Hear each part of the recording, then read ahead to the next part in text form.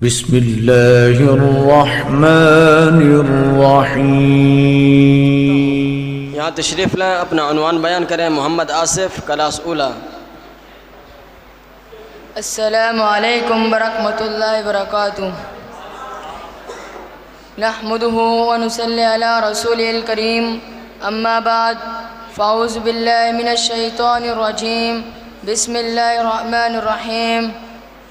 قال اللہ تعالی فی القرآن المجید والفرقان الحمید، وانفقوا فی سبیل اللہ ولا تلقوا بأیدیکم الی التہلکۃ وَأَحْسِنُوا إِنَّ اللَّهَ يُحِبُّ الْمُحْسِنِينَ۔ سامعین محترم اور میرے ہم مکتب ساتھیوں، آج میں جس عنوان پر لبگشائی کرنا چاہتا ہوں وہ ہے احسان و حسن سلوک۔ اللہ رب العالمین سے دعا ہے مجھے حق سچ بیان کرنے، پھر ہم سب کو اس پر عمل کرنے کی توفیق عطا فرمائے، آمین۔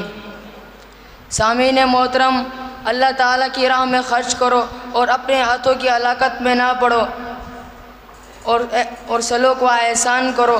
اللہ تعالیٰ احسان کرنے والوں کو دوست بناتا ہے۔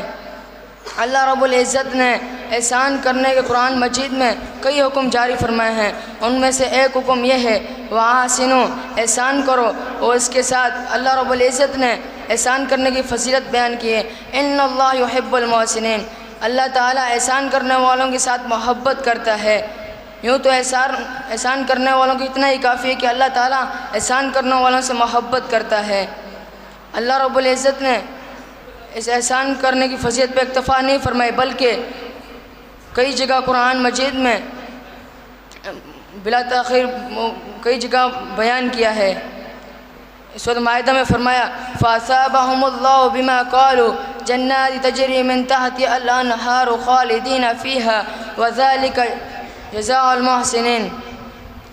اللہ تعالیٰ نے اس قول کی وجہ سے ایسے باغ عطا فرمائے گا جن کے نیچے سے نہریں جاری ہوں گی، وہ ان میں ہمیشہ رہیں گے، یہی محسنین کا بدلہ ہے، یعنی احسان کرنے والوں کے لیے اعلیٰ قسم کی جنتیں ہیں۔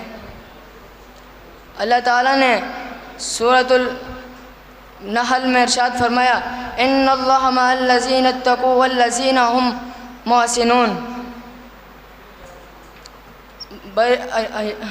بر یقین کہ اللہ تعالیٰ پرہیزگاروں اور محسنین کے ساتھ ہے، جس کا مطلب ہے اللہ تعالیٰ احسان کرنے والوں کے ساتھ ہے۔ اور سورۃ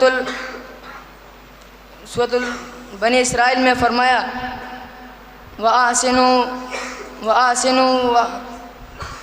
وَلَا أَحْسِنُوا